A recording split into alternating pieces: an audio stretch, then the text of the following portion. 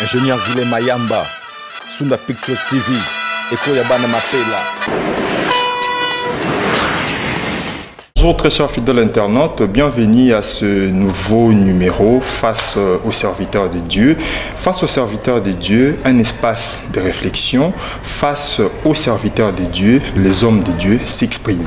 Voilà, à travers cette émission, Tozo Lobela, question nyonso et entrée à l'église Corps du Christ, nous analysons les différentes thématiques basées sur la religion chrétienne. Voilà, je suis Grady Lissassi, l'homme de la maïtique socratique, prise de vie Delphin Tundula, réalisation Guilhem Mayamba. C'est voilà, c'est lundi, nous avons un réel plaisir de vous présenter un serviteur de Dieu. Il s'agit bien de l'homme de Dieu qu'on appelle le prophète J.R. Esdras Timbo. Avec lui, nous allons cogiter sur une très belle thématique intitulée la dîme et les offrandes. Mais entre-temps, tu remets un peu sur la Namarambo Etali parcours naïe, Abana Maramwanzambe Wapi, comment est-ce que ça lit à sa vocation, Yakokoma prophète, et puis à repérer ça un passage clé aux Olobela, dîme et les offrandes. Prophète J.R. Esdras Timbo, bonjour. Bonjour Grady, l'homme des maïtiques socratiques. Voilà, et c'est un mingi yakoyambayo, na plateau Nabiso face aux serviteurs de Dieu, où ils allient émission produite par la chaîne Sunda Pictures, réalisation, je cite, Guilhem Mayamba, prise de vie, Delphin Tundula. Je rappelle que vous êtes responsable, il y a Lingomba Nanzambe Moneno Babengi Midim et Lakissi, ministère d'intercession et de délivrance intégrale, la main de l'Éternel. Donc l'église se situe sur l'avenue Limbaya, numéro 6, commune de Bandalungwa, quartier Makelele, référence Pont Tamboué. Boni d'abord Basango, il y a Lingomba Nanzambe. Gloire à Dieu, nyonso yezo kende nangolo nzambe ni toba grâce sur grâce. Nzambe penza za kobatela et nous évoluons bien par son amour. Voilà, prophète J.R. Esdras, le lotozo le bela la dîme et les offrandes. Yambo teto kota na maman ali kambona biso. J'aimerais est-ce que bon me campagne encore relater biso parcours nabino. Prophète J.R. Esdras abanda mosala na nzambe wapi. Ça s'est passé comment beaucoup ma prophète de Dieu. Ok, merci pour notre peuple nzambe bozo andabiso de partout en Europe, Afrique, Amérique. Na répondre à la question qui toko oyo parce que c'est vraiment une question importante. Parce que mon nzambe il faut na ebandeli pe source pour que baye bazali nani. Prophète J.R. Esdras aza musa nzambe o awuti na makolo ya tata na ye Age Kalombo o yaza ko fanda mikolo na États-Unis d'Amérique, ou par lequel papa a junga mukie depuis mukie abambe kotala ngandenge na okola zoloba ke mwana mobali oyo osele dans nzambe pas na likabo nzambe. Et surtout que na ba bandeli to nzali na mwana mukie, j'ai parlé des choses ba ko se réaliser à tout chose ba mwana ba makambulo wa ndoki boye ndi makambo ko kisama mwana tamusulu kwa magicien wa ndoki moko boye ba ndote ko kisama na makambo na zoloba pona ça va pas na biso de comme ça papa lelo soko bimi au comme vers 12 heures bisika bokozala ça que parce que na moni ba tomba ça accident et puis effectivement peut-on papa kende ko accident mo et ça démarre à 12 heures et tant wazonga ki moi dans un message nzambe ya solo et tant pe papa nanga moli moyen koya aya confirmer donc anda zo ki ngana encadrement et ti na comme pe serviteur na carte église berger et ben voilà tant dans sona qui c'est en 1996 le 24 novembre que j'ai été consacré prophète de ministère. Voilà, donc Toko Koloba et Sali 25 ans depuis Ozana ministère prophétique. Voilà, na parcours na yo quelles sont les contraintes ou les difficultés au Yokutana? Bon, na musala nzambe makambo ezebele. Tant que moi tu es talent nyonso à écran et kozalate. Mais c'est que nous devons savoir en quelques mots. En quelques mots, au toki koloba moi muke bino bananza imbozo anda biso. Tokutana makambo ebele si kokota même babolo kona kota. Kako pesi mutu message usa vrai et puis na sima. Mais contestation mo salami boye. Contestation mo boye salemi et comme ma pas interpeller au na justice. Oui, ba bengi opé bandi ko samba. Or c'était des choses vraies. Des choses vraies. Et puis, boti ba makele les belé kaka mutu na pesa ki message, jinde te ko défendre nga. Abi na mama yozo dingo wanga na pourquoi? Makambo prophète alobaki na nga pa pesa message ba dire ya solo. Ozo dingo wanga na ko tiena justice pour rien. Maman bongwama. Vous voyez? Alors c'était ça même ba magistrat ba ko tala dossier batale babino. Parce que dans la conflit dans la famille, à qui on a consulté prophète lui a parlé des choses. Pas pesa orientation. Orientation, pas confirmer les cambo. Et bon, ce qu'on raisonne, il y a au fond de la prophète, pendant qu'il m'a cambalba qui est vrai. Voilà. Merci, nous poursuivons toujours, chers internautes, Bozola Ndabiso de partout, depuis France. Là, je pense comme ça à Maman José Ndouakoulou, clin d'œil spécial à vous et pourquoi pas aussi à mon géniteur, Papa Jean-Rémy Gérald Lissassi, depuis quelque part. Voilà. Tokotina Maman Ali Kambonabiso, Tozolo la dîme et les offrandes.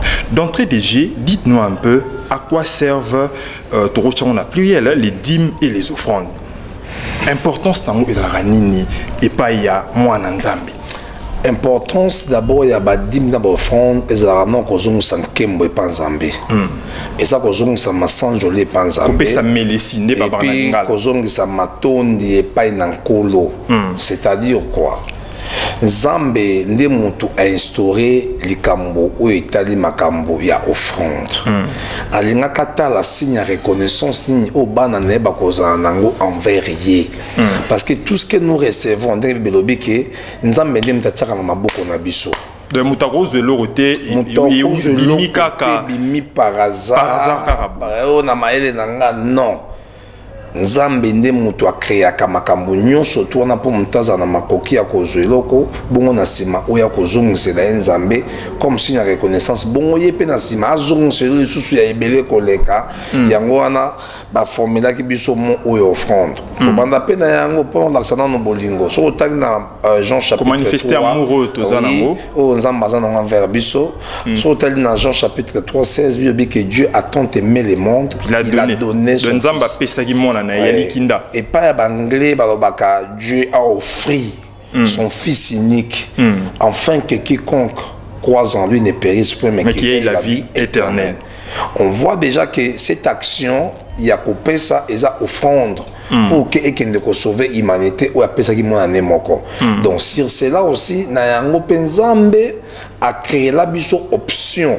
Il y a que montunyo soit koyebaye il faut azala montoyo a okota na rythme ya ko respecta ka mobeko ya tiaki ya ba offrande na badim ko za mobeko.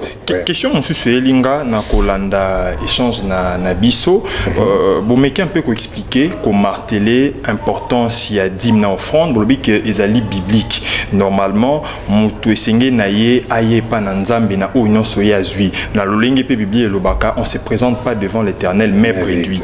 Voilà, question nanga ezalibo, est-ce normal hein, Nzambe apambola mutu azope sa dîme tandis que mutu ana aza versé na prostitution, na péché, na corruption, na détournement. Est-ce normal Nzambe apambola mutu ana tant que mutu ana azo respecter loi o ezali loi divine, azo respecter moboko ya Biblia mais tandis que vie à mutu ana eza plus versé na ba précepte o ezali divinité. Merci Gadi. Nangina répondre on a dévolé la question oyo. D'abord mokili pour réussir à moi faire na ba principe. Nzamba bimisaka mo ipo na batu mabe na batu malamu. Ne fiska cause la compter parmi les vivants. Ce qui monte mabe afin na kata ba principe ou même na kata lipamboli a bénéficier lipamboli ou eza lié na principe wana. Même si ce qui montoana aza par exemple magicien, même aza magicien, escroc, même aza escroc, ata détourna ki mbongo à l'état, détourna ki mbongo à l'état. Pourquoi on va bongo? Lisumu na lisumu eza na mbano nango. OK? mais soki moto wana ayibaki ndenge ayebi ke mbongo na ayibaki na nozo na nzela kindumba na nzela escroquer na nzela ekobo bon na mukanisi na ye abina longola 1/10 pour na pese pa nzambe nzambe akomona 1/10 mais des fois pour agréer acte monto a posé sans tenir compte ya ba mbeba na yo ya sala tenir d'abord compte ya ba mbebo monto a salité il y a tellement acte ya posé parce qu'ils a recommandation na ye au moins la recommandation na ya lobina biso nini apportez vos dîmes dans la maison du trésor afin qu'il ne manque point à manger alors mon toit copé ça 1/10 selon Malachi 3:10 Bible dit que nzamba ko fungola e manini sanalola batangi kombo ya mutu te ba détail te moyibi le détail exacte na katwana mais on parle voilà en gros la globalité la généralité oui en généralité aussi ndenge nzambe azo essayer na koloba maloba na e awake monto akopé ça 1/10 akofungwele manisa na lola ako répondre sur une bénédiction en abondance et puis en même temps à menacer c'est lui qui dévore ça veut dire quoi mon toi bundisa ka monto wana wa pesi di minzamba ko bundisa ye voilà sika ona no loi wana mobeko wana makomi epesi yango wana mais maintenant eux ils dépendent à source au mutazo là source de provenance ya mbongo au mutazo eleli cela veut dire ce qui mutazo mbongo na kimoyibi ayebi ki ona yiba ki conscience tebi ki ayiba ki mais alongoli 1/10 mapesi nzamba ko pambola di manière d'une autre ndenga pesi 1/10 mais surtout kati na ngambo lisumu ape na mbando na ye sentence ne ko landaye voilà permettre na tuna yo prophète Jerry Strass olobi nzamba pambola ramut na lolenge o muto ali ko pesa bon to pesi neti ndaki sa mama moko o azali par exemple na 65 ans to ali na 70 ans asala lisusu te azwa déjà retraite sikoyo bible lobi ete bayara na ndako nzambe maboko pamba te on se présente pas dans la maison de l'Éternel mais réduit sikoyo mama oneti azangi mbongo akopesa 1/10 azangi mbongo akopesa offrande soki mama na aye na ecclesia et qui a se présenter maboko pamba nzamba ko pambola ete nzamba ko fungola maningisa na lole pa na ete ndenge développement ya sujet na psizoken. Merci Grady soki totangi na Esaïe 55 au kitina na partie à verset 4-5 au roman la Bible jolobake bino oyo bozana nzala boya epai na ngai bino oyo bozangi mbongo boya epai na ngai cela veut dire quoi c'est Christ qui fait appel à tous ces gens par lesquels qui n'ont pas de moyens opprimés de s'approcher auprès de lui parce qu'il y a Nzambe oyo apesaka bato oyo oui ça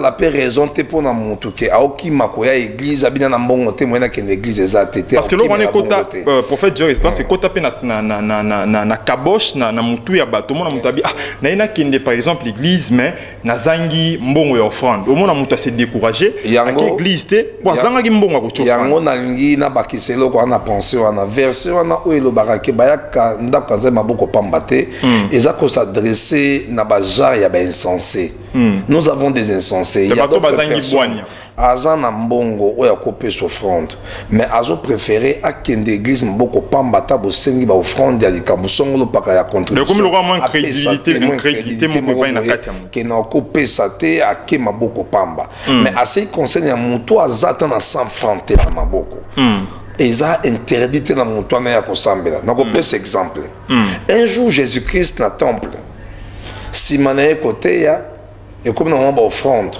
batamo ocho offrande yesu ya tremi pembe na panier offrande azotala ndenge bato baza kopesa moko et puis na sima ya kopesa mabonza azoki mama moko boya mukolo ba ajo yotangi wana na ba tranche d'âge na ba 60 70 pour maman na pesaki na motema ne mobimba oh non so alaki na voilà maman wana tie mopanzi pe so sali représentation naïe devant les gens pour leur dire ceci à cette représentation abina batabi na bino nyonso bufandi ana oboti bofranda muta pesi koleka mama oyo azate maintenant so bakam parce que ba ministre ba na pesi 100 000 na pesi 200 000 400 000 yeso ya ko expliquer bango omoni mama oyo aleka na 3 makuta 3 makuta na nenyo sozalaki nango yango da pesi nyos do pesi na motema ne mobimba Dieu aime celui qui donne avec joie c'est que dit la Bible Dieu n'aime pas des gens qui donnent avec concrète. Pour appeler ça, il faut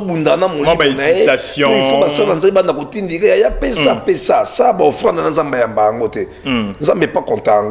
Et bien voilà maintenant, tant que maman oyonde appelle si ko le kabino nyonso parce que zaki nyonso tout oya zaki nango mobimba na nyonso même nanda kwa zaki sur le côté. C'est pour cela action wana et pour ça qui Yesu na ko simbe na motema ya ko tali sabatu que nous devons être comme cette maman. Peu importe que tu devais avoir des millions tout ça, mais il faut pesa Nzambe offrande oyo monique oyo na pesa Nzambe yango nde bongi na Nzambe que pesa Nzambe ba superflu c'est là Dieu ne compte pas par rapport à ça. Qu'est-ce qui justifie les lots fidèles chrétiens bazo pesa ba offrande bazo pesa ba dîme bazo respecter vraiment ba précepte divin mais matériellement boy bata très riche bato bata plus riche et la mingi ba païen bato to benga ba pagano tozo mona bango bazo soma mapango bazo bembuka bazo kinemikili ya poto bazo sala vraiment ba exploit na mokili oyo ya bato. Mais pourquoi différence ces bango ba yebi Nzambe te bazo tambola na liloba ya nkolo te mais bazo pambola mingi mais tandis que ba chrétien bazo respecter loi divine mais matériellement boy baza vraiment riche. Merci Grady, c'est une très bonne question.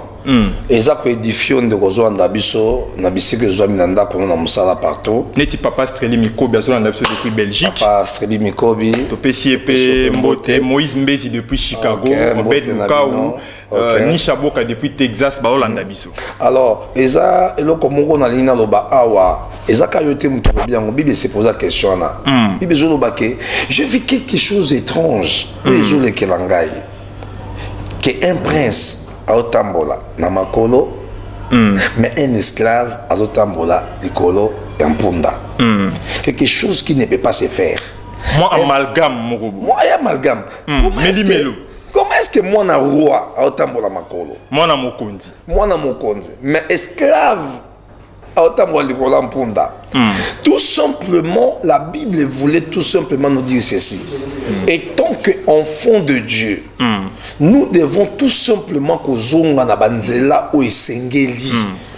Po to fanda, oui, to fanda penza na mae oyo nzamba bongisi po na biso ko tata na biso. O poser la question mo ga bien olobi, ozomona basa nzamba na minga nzambe, matériellement, en respecter ba principe mais matériellement baza bénité, tout ça. Na premier volet na kolobano na do Dieu fait chaque chose belle à son temps. Sur le temps nzamba souverain, doit resalater na boigner abatu. Et souverain.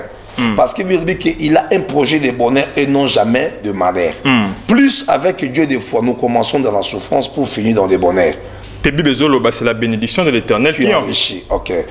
Ezana angle msunzamba kwa mamutubongo. Touta mbenga bakuka lobi ke c'est ate umeli suka kokisama.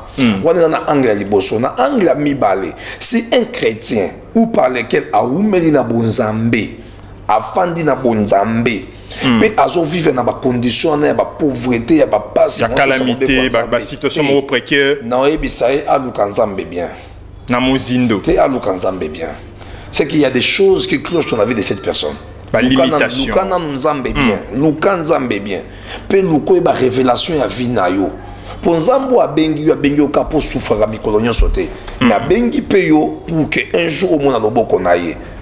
Ozo pe ça ben 10e. Au peut se fond normal. Pourquoi est-ce que tu n'avances pas? Pourquoi est-ce que tu n'avances pas? Routine car en la vie. Mais pourquoi? Il y a quelque chose qui cloche dans votre vie. Alors il faut chercher Dieu de manière que comment est-ce que tu peux sortir dans ces choses? Comme exemple, dans 1 Chronique chapitre 4 verset 9 à 10. Bible le bini. Histoire à Jaébet. Bible le Bible. Jaébet était considéré plus que tous ses frères. Mais il vivait dans la souffrance, dans la pauvreté. Dans la misère. Dans la misère, dans le pauvre. Parce que la pauvreté, c'est le pauvre. Et à tel qu'il a considéré les Nzambe. Maintenant, on vit vie mon passe. Bible dit que et Jaébet invoqua le nom de Dieu d'Israël en disant si tu me bénis, voilà, il a commencé par la bénédiction. Or, la bénédiction, ce n'est autre que une capacité surnaturelle que Nzamba peut se répéter à Oyaye. Amen. Avoir une parcelle de voiture, l'argent, tout ça, ce n'est pas être béni par Dieu. La bénédiction, c'est une capacité, c'est une onction que Dieu déverse. Si vous passez et si vous passez c'est une capacité à couper sur le Luka. Et il a commencé par dire que si tu me bénis et que tu étendes mes limites, il a compris que sa vie était limitée. Parce que limité financièrement, limité matériellement, dans le domaine surtout. Et si tu étonnes mes limites, et si tu me préserves du mal, afin que je ne sois pas dans la souffrance, et l'Éternel accorda ce qu'il avait demandé. Voilà. Très bien dit. On me signale du côté de la régie, il nous reste quelques poussières de minutes, donc 10 minutes. On me signale qu'il nous reste 10 minutes pour mettre fin à cette émission. Mais question, M. Elinga, dans une église où il y a un pasteur, un évangéliste, un prophète, un apôtre, qui doit percevoir la dîme? Parce que place on a payé moi bilingue ezali hein. Dîme et quoi ya kana maboko ya mutu honnête mais ça n'a visionnaire. Représentant légal. Tout père spirituel. Père spirituel. Nangi na me kempe ko limbo na ba dans Nzambe. Beaucoup dans la communauté moko où il y a un père spirituel, le représentant légal, il y a mission de la communauté wana. Tant que vous avez pasteur, vous avez prophète, vous avez travaillé sous, où ils appellent naïe. On a 4 églises locales ou par lesquelles il y a géré, où travailler dans ces naïe. Même vous avez pasteur, vous avez sakao, l'andela batu oyo, bondela pona batu boyo. Sambela pona batu, sala raba consultation pona batu. Côté ya consultation batu. Toi là, dans cette église locale, tu n'as pas droit de toucher et de manger la. Tu n'as pas cet aval. Tu n'as pas cet aval. Dans le principe, il y a un sacerdoce qui est dans le Lévitique établi, c'est-à-dire qu'on venait donner, et pas un représentant, il doit mettre sacrificateur, mon souverain, par lesquels on versait sur lui toutes les indizièmes pour permettre de faire ça en Ango. Alors, il y a un pasteur aux Olandangaï, ceux qui ont un emplacement, mon côté, au Pesayo. Pour il y en a ceux qui n'ont pas de l'église ou pasteur, ceux qui n'ont pas d'extension quelque part. Si on dit extension, il faut élargir. Kuna sikoyo, bato yo kozana bango kuna, nde bana koya ko futa dim et panayo. Yo siko do kozana père spirituel, kozana église locale centrale les alliés. Yo kozana maintenant dim de dim pour que ne couper ça et pas ya père spirituel. Très bien parlé. Voilà, tozo kende presque na suka, na do pesa bande on a biso no somboto bazolanda biso. Je pense comme ça à Gaëtan Akuma ou Azali très proche à Grady Lissassi. Merci pour la soutien à Nabino. On a pensé aussi à maman Solange Lissassi, pourquoi pas aussi à maman Mamine Douakoulouboza, tellement ébélé dans le monde entier. Je pense aussi à mon frère Toby Martin Lema. Voilà, une dernière question, papa. Est-ce que Mbongo Nyonso Oyo, moi Nzamba Zaï Kozwa, est-ce qu'avant à dépenser Mbongo Wana, condition sine qua non les animes, après que dépenser na Mbongo, après si dim na sima, to avant à ça la dépense nous se single qui n'a après ça nous dim. Merci Grady. Et ça simple na répondre na mukuse soko percevoir mbongo moko na ba moyen surtout ba kabela kiyo mbongo revenu na yo salaire na yo consort avant ou engager ba dépense nyon surtout tu es appelé à kolongola dans un dixième peu importe ba makambo sala eza ebele na mbongo esenga mbongo mais kota la mbongo wana te ko kotona makambo no sans que ba non kolongola un dixième longola un dixième soko longoli un dixième na ndenga so ndenga lokuta pour aider beaucoup de ça. Aujourd'hui, ma pécho salaire admettons $200. Un dixième $20. Mais le on lit 18. Mais yo suko le on lit $10. Mais le peu comment on t'a le 18 soit $2 on a payé ça qui ba 2 mini. C'est un au sel en moi donc. Moi pendant ngana bête pendant c'était ngwana pour compléter ngai merci. Ouais, exactement. Donc botika ba makambo oyo. So il va payer ba salaire ton bon moko zoaki eza les ebelé eza monke bibelo biso koza fidèle na makambo mike na maman mine pour koza la fidèle kota la ba dépense makambo yo ko sate na mbongo koza omona ngeza monke longola un dixième na yo avant engager ba dépense okende ko pesa pesa c'est un dixième oza correct pour sinon ce ko sali incorrect longoli na ndenga mabe au point na acte des apôtres 5 na histoire ya Ananias na Safira ba kufa ki pona lokuta makambo etali un dixième et na mibale na ko ebisa bande ko bele botambola na kati erreur un dixième ba kenda ko sala ngo action te ya ko pesa ba to na aspel na ba orphelin ko pesa ba bamo mikolo wana na homme de vieillard to na kabela ki mutu moko to un dixième na somba ki somaki mandia moko na nzela somaki kiti mona tsaki na kati église na sungai mutu na 1/10 nanga. Non, c'est une mauvaise manière de payer la dîme. La dîme c'est l'impôt. C'est l'impôt qui vient de Dieu lui-même au denga pesi ba détail. Et le konga na ko kamwa na ba na Nzambe. Soki awa na mboka na biso to na DGRK. DGRK soko ke na ba Direction générale de recettes de Kinshasa. Et à quel domaine il y a info foncière wana, impôt foncier plutôt. Donc ma pangu nyoza na droit ya ko futa 20%. Pe ba bazo futa yango. Bon ce que yo Nzambe ebiso 10%. Ba contribuable bazo respecter mobé kwa l'état. 10% ya Nzambe ba pesa yango na ba bolate. Na baboleza ba offrande ya omone ya mawa.